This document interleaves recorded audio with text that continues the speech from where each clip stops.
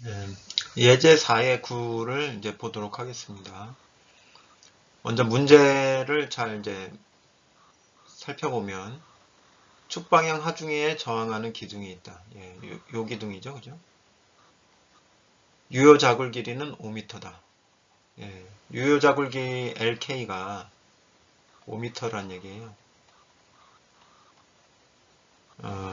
지금 이제 육안으로 보이는 기둥 길이가 이제 5m인데 LK 유효 자굴 길이가 5m란 얘기는 K가 1로 적용이 됐다는 얘기죠. 딱 보면은 양단이 흰지잖아요. 그러면은 좌골 형상이 이런 식으로 이루어지겠죠. 그럼 요거 자체가 이제 사인 커브가 되는 거잖아요. 그러면 똑같죠, 그죠? 이 길이 자체가 사인 커브를 사인 곡선을 이루는 길이 자체가 L이 되니까 이렇게 되는 겁니다. 그 다음에 기둥 단면적은 6000mm 제곱입니다. 요거의 단면적, 지금 빨간색으로 칠하는 거.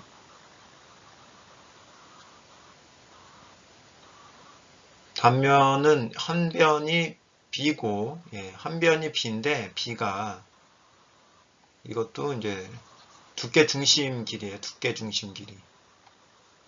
정확하게 그리면,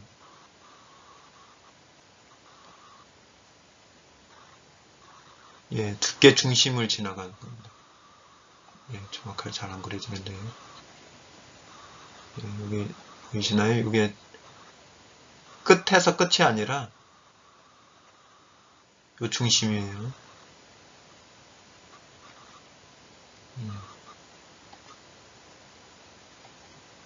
예, 요 두께 중심.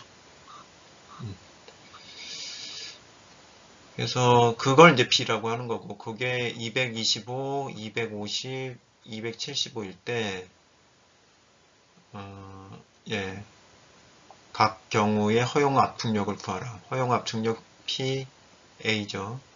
그리고 재료는 SM400이고, 두께는 T. T는 B가 정해지면은 계산이 되죠. 이렇게 A가 나와 있기 때문에 T는 4B분의 6000 이렇게 하면은 T는 각 변의 길이에 따라서 T는 계산이 되는 거죠. 그리고 기둥의 허용 좌굴 응력과 국부자굴에 대한 허용 응력을 고려할 것. 그러니까 전체 자굴과 국부자굴에 대한 영향을 다 고려하라 이런 얘기예요. 이제 계산을 해보도록 하겠습니다.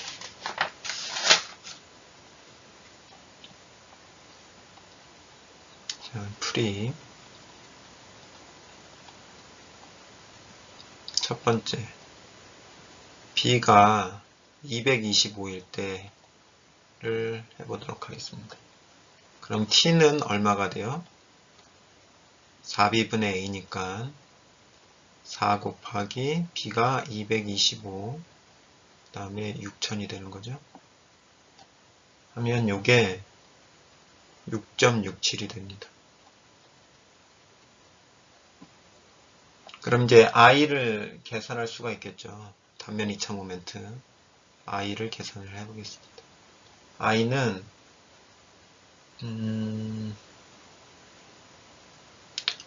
2BT 곱하기 2분의 B의 제곱 플러스 12분의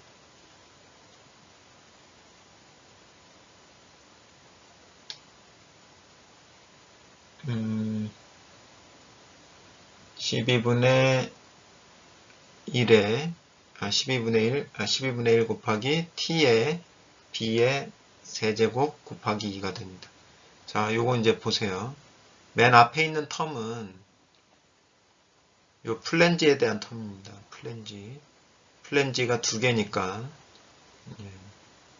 여기를 이제 도심으로 봤을 때 여기서부터 여기 플랜지 도심까지의 거리가 2분의 B잖아요. 그래서 요거의 면적 곱하기 요거의 제곱 한 거를 2배 해준 거예요. 2개가 있으니까. 예. 요게 면적, 그 다음에 요게 거리죠. 예.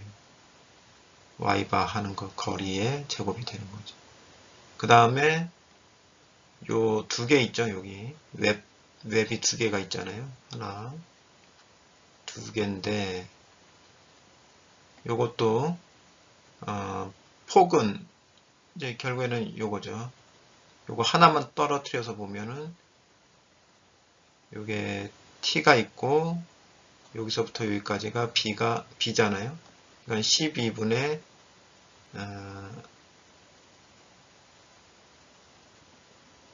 12의 3승 그죠? b의 3세제곱 이렇게 되는 거죠. 12분의 근데 요게 2개가 있으니까 여기 하나 2개가 있으니까 2를 붙여준 겁니다.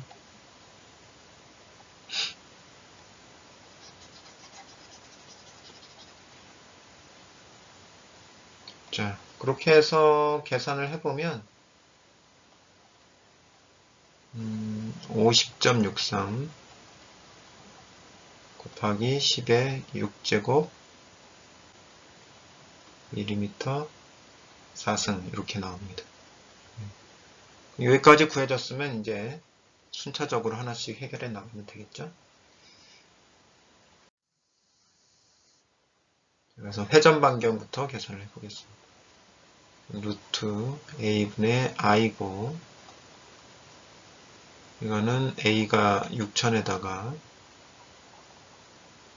그 다음에 i가 50.63 곱하기 10의 6승이죠. 그럼 이게 91.9가 나옵니다. 91.9mm가 나오고 람다는 R분의 L이죠. R분의 LK죠. 그러면 이거는 91.9 LK가 5000이죠. 그러면 54.4가 나옵니다. 그러면 전체 자굴에 대한 허용력을 계산할 수가 있죠. FCAG는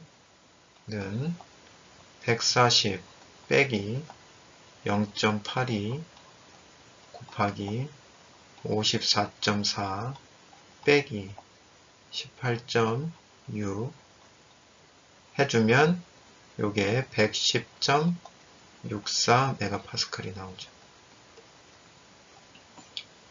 자, 마찬가지로 이제 지금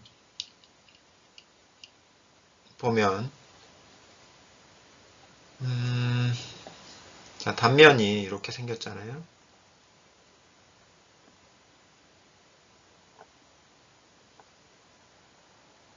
이거는 어떤 단면이나 다 양현지지판이에요. 요것도 양현지지판, 요것도 양현지지판, 요것도 양현지지판, 요것도 양현지지판인데 또 길이도 다 똑같죠. t도 다 똑같죠. 그러니까 4개를 다 할 필요 있는 게 아니라 요거 하나만 해보면 해결이 되는 거예요.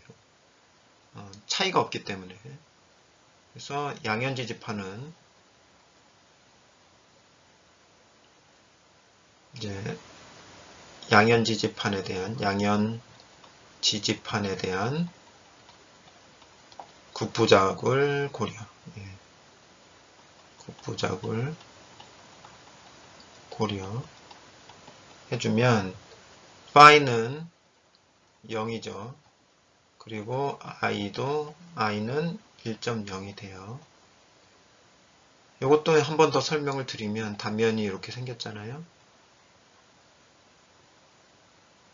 그리고 하중은 여기 도심에 이제 작용을 하는 거죠. P가. 그러면은 응력이 어떻게 형성이 돼요? 어느 위치에서나 다 이런 압축 응력이 작용을 하는 거죠. 그럼 요 값이 A분의 P로 어디에서나 다 똑같아요. 그럼 요게 F1이라고 치면 F2도 똑같으니까 phi가 0이 나오고 그거에 따라서 i값은 1.0으로 결정이 되는 거죠. 자, 그러면 이번에는 요걸 계산을 해볼까요? it분의 b를 계산을 해보면 6.67분의 225 요게 33.7인데 이게 기준값, 요게 폭두값이잖아요. 그죠? 폭두값비를 계산한 건데 요게 기준값보다 작아요. 39.3. 그러면은 기준값보다 폭두값비가 크면 이제 국부자굴이 발생할 가능성이 있는 건데 폭두값비가 기준값보다 작잖아요. 그러면 국부자굴이 일어날 가능성이 없는 거죠. 그러니까 원래 가지고 있는 허용력을 그대로 유지를 합니다. 허용력 감소가 없어요. 그래서 FCAL은 140이 됩니다. 여기서는 자유돌출판을 고려할 필요가 없죠. 자유돌출판이 없으니까. 예. 그래서 그냥 이거 한번 구하면 이걸로 끝난 거예요. 그럼 이제 FCA를 구해볼까요? FCA를 최종적으로 구해보면 FCAG 곱하기 FCAO FCAL이죠. 그러면 FCAG는 얼마로 나왔냐면 110.64로 나왔고 FCAO는 140이고 FCAL도 140이에요. 그럼 요거 1이죠. 그대로 110.64가 허용력이 되는 겁니다. 자, 그러면 PA를 계산하면 PA는 FCA 곱하기 A니까 FCA가 110.64 곱하기 A가 얼마요? 6000이고 나누기 1000을 해주면 여기에서 663.84가 나옵니다. 이렇게 해서 폭이 225인 경우에 계산을 해봤어요. PA를 계산을 했어요.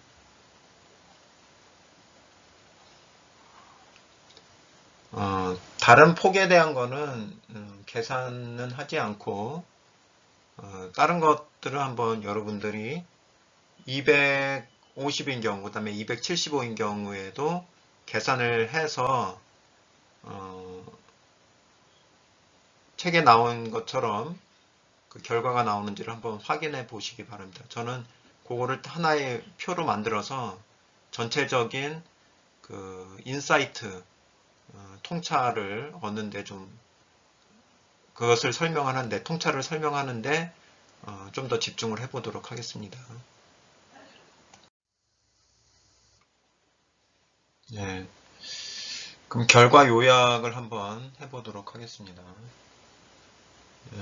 첫 번째 항목은 이제 B 폭이죠. 그 다음에 면적, 그리고 단면 2차 모멘트, 그 다음에 폭 두께비, 그리고 전체 자굴에 대한 허용력, 그 다음에 국부 자굴에 대한 허용력, 그 다음에 최종적인 허용력, 이렇게 항목을 결정을 하고 이제 칸을 채워보도록 하겠습니다. 첫 번째 이제 6천은 다 고정이죠, 그죠? 6천은.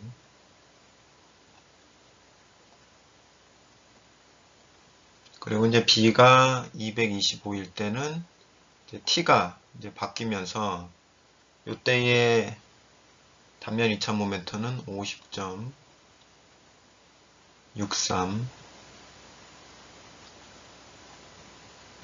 곱하기 10의 6승 요건데 요때 폭두께비가 33.7이 됩니다.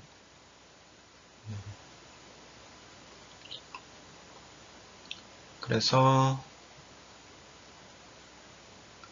요거에 의한 거죠. 일단은 FCAG라는 것은 단면 2차 모멘트하고 비례를 하게끔 되어 있어요. 왜 그러냐? L제곱분의 파이 제곱 2i잖아요. PCR이. 예, 그러니까 비례 관계에 있어요. 비례 관계.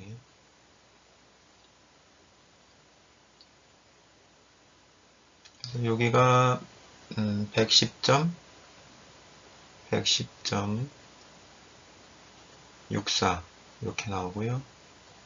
그 다음에 FCAL은 요거하고 이제 반비례 관계에 있죠. 폭두께비가 커지면은 이제 국부자굴에 대한 허용력이 작아지게 되는 거죠. 근데 여기서는 기준값을 벗어나질 않기 때문에 기준값보다 이 폭두께비가 커지지 않기 때문에 원래 가지고 있던 응력을 그대로 유지를 하게 됩니다. 그래서 FCA는 전체 자굴에 대한 허용력 그대로를 가져오게 되죠. 그 다음에 이제 두 번째 거를 이제 여러분들이 해보시면 250. 그럼 여기에 따라서 T가 또 바뀌죠. 예. 그래서 단면이 커지니까 두께는 얇아도 단면이 커지니까 단면 2차 모멘트는 커집니다. 62.5 곱하기 10의 6승이 되고요. 반면에 단면 2차 모멘트는 커지지만 폭두께비가 작아지잖아요. 그러니까, 폭두께비는 커지죠. 예. 단면이 커지면서 폭두께비도 커지는 거죠. 왜냐하면 이제 폭이 커지면서 두께가 얇아지니까. 그래서 41.7이 그 폭두께비가 되고요. 그래서 단면 2차 모멘트가 커졌기 때문에 모두 커져요. 전체 자굴에 대한 허용력도 커져요. 이렇게.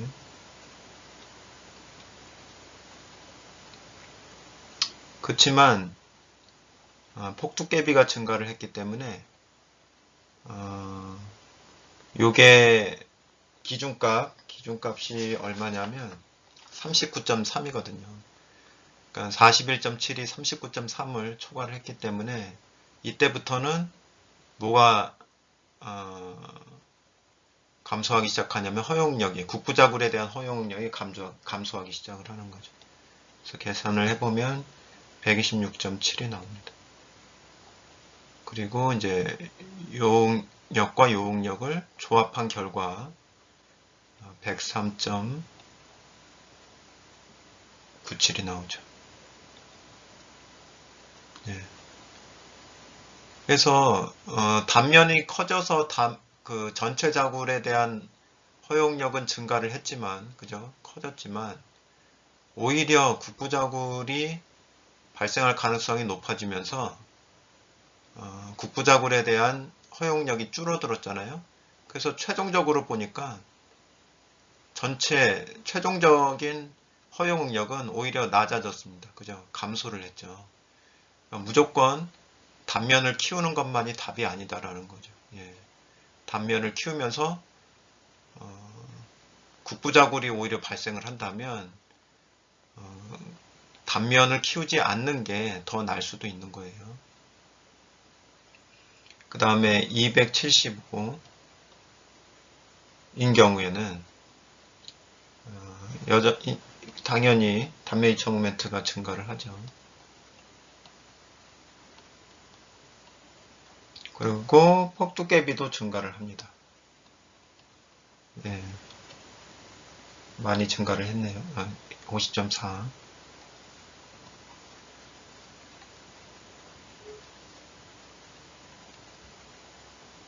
그 다음에 전체 자굴에 대한 허용력도 증가를 해요. 단면 2차 모멘트가 증가를 했으니까.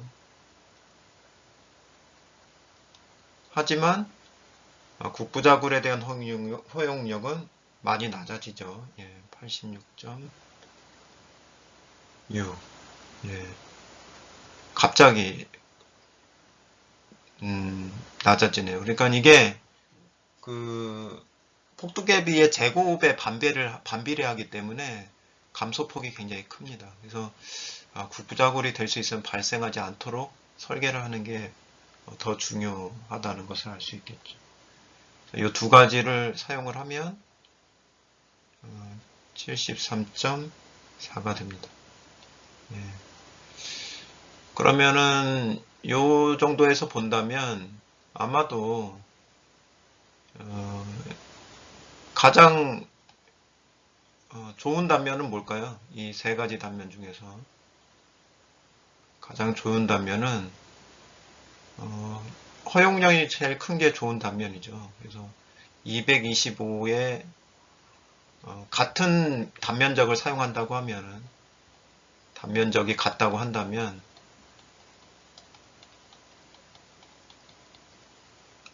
요 단면 225 단면을 사용을 하는 게 가장 효과적이다. 예, 가장 유리하다라는 것을 알 수가 있습니다.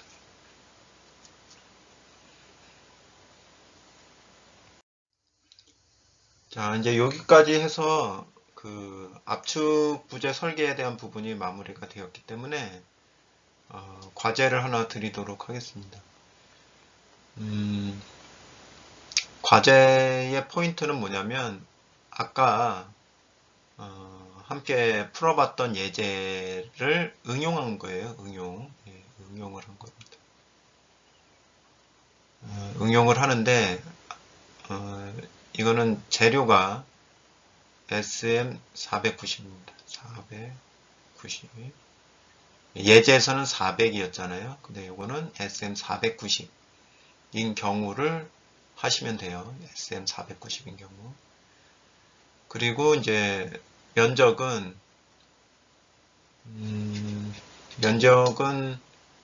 만 밀리미터 제곱 이하가 되면서 만 밀리미터 제곱 이하가 되면서 최대의 압축력을 받도록 하는 최적의 단면을 찾아라 라는 게 목표입니다. 요게 최종 목표예요. 그리고 길이는 주어진 길이는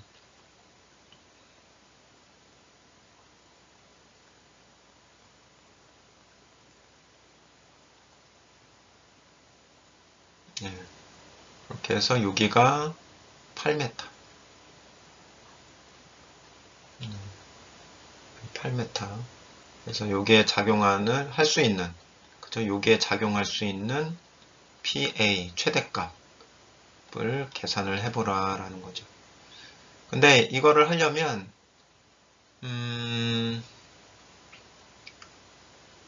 일단 차이점은 첫 번째 차이점은 요 단면적을 계산을 할 때 교재처럼 하지 마시고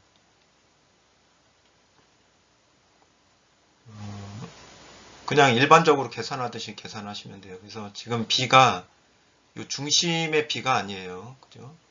중심의 B가 아니고 맨 끝에 단면 맨 시작점서부터 단면 마지막까지 요게 B입니다. 요걸 잘 아셔야 돼요. 그러니까 여러분들이 엑셀 시트에서 요걸 만들어 봤잖아요. 이렇게 요것도 만들어 봤고 그 다음에 두 번째 과제 하면서 요것도 만들어 보셨잖아요. 요거를 이제 응용하시면 요것도 만들 수가 있죠. 그래서 책에서처럼 이렇게 단면 그 두께 중심을 찾아서 하지 마시고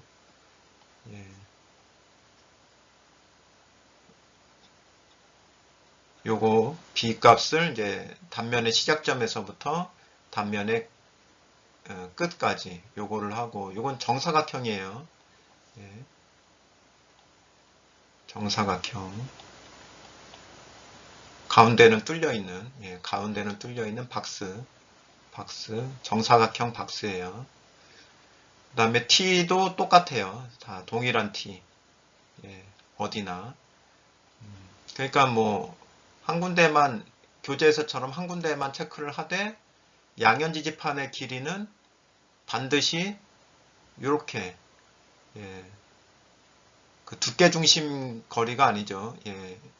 요거니까 양현지지판 그 폭은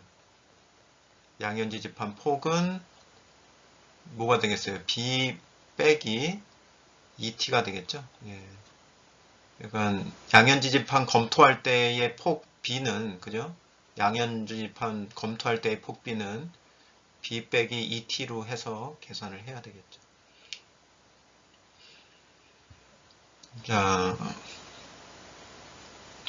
그 다음에 이제 주어진 조건은 알겠죠? 예.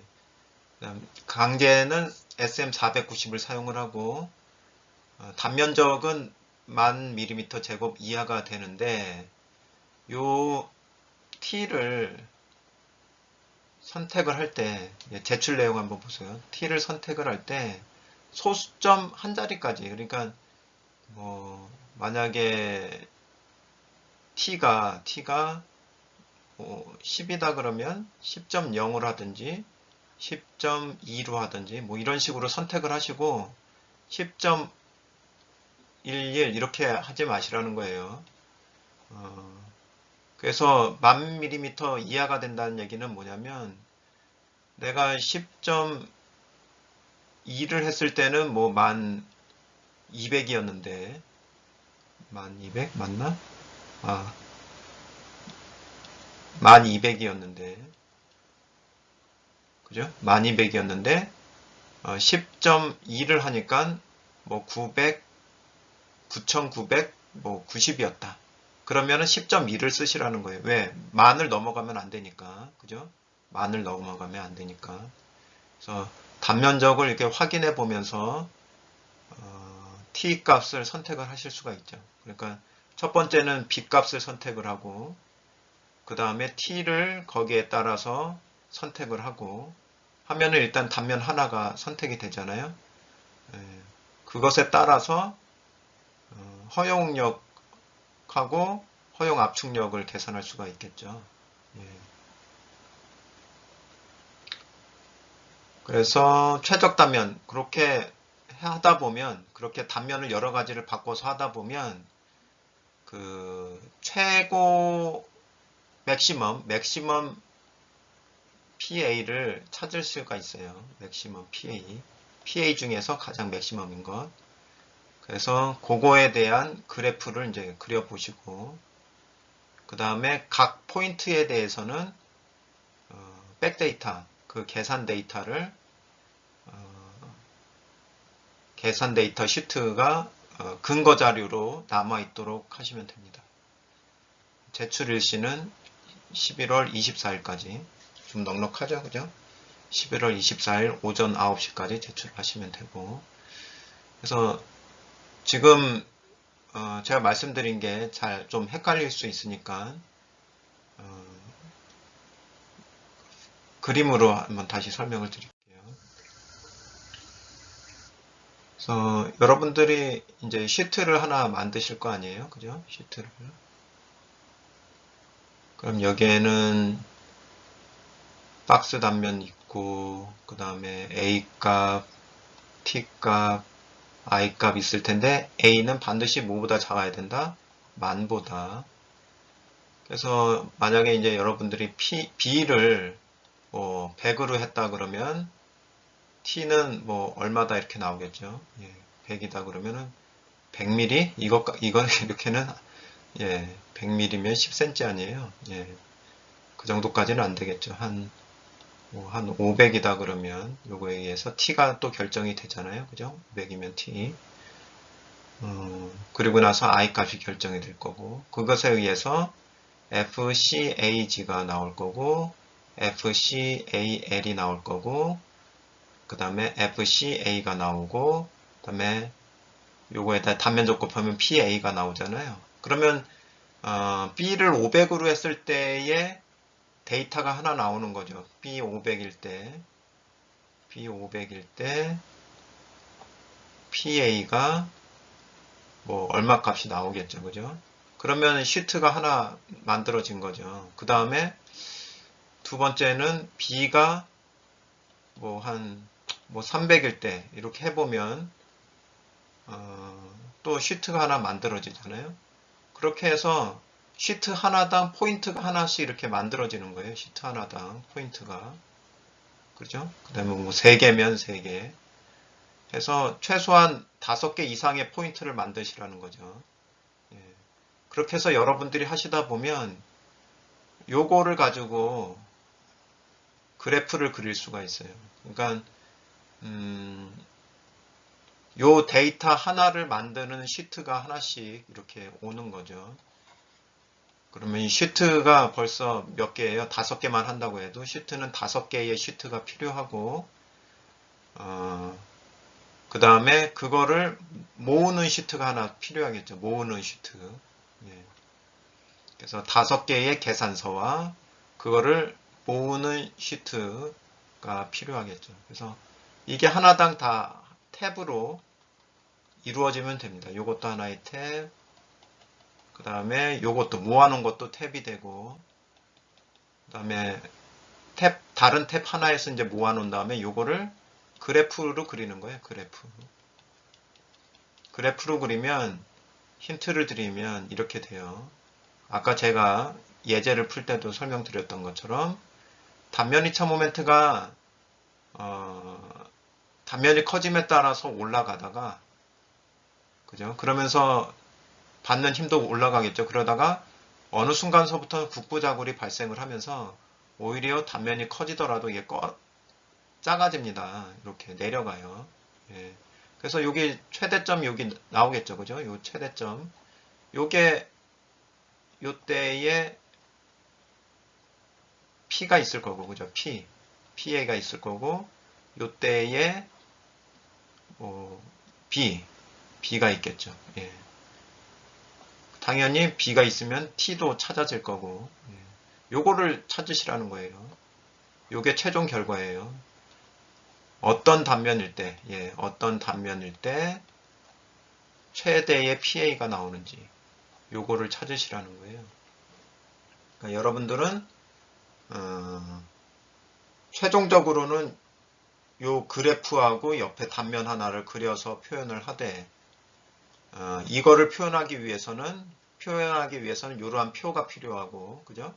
이러한 표가 필요하고, 이러한 표를 만들기 위해서는 이런 각 포인트마다를 데이터를 위한 각 포인트의 데이터를 위한 이런 시트가 백데이터로 그 엑셀 파일 안에 들어가 있어야 된다는 얘기죠. 그래서 엑셀 파일 안에 이러한 계산서 탭하고 취합한 탭, 그 다음에 그거를 그래프로 그려놓은 거, 요게 다 한 엑셀 파일 안에 들어갈 수 있도록 구성을 해서 제출을 하시면 됩니다. 이거 이제 중간에 하시다가 이게 잘 이해가 안 되는 게 있으면은 저한테 질문을 주시면 제가 답변을 드리도록 하겠습니다.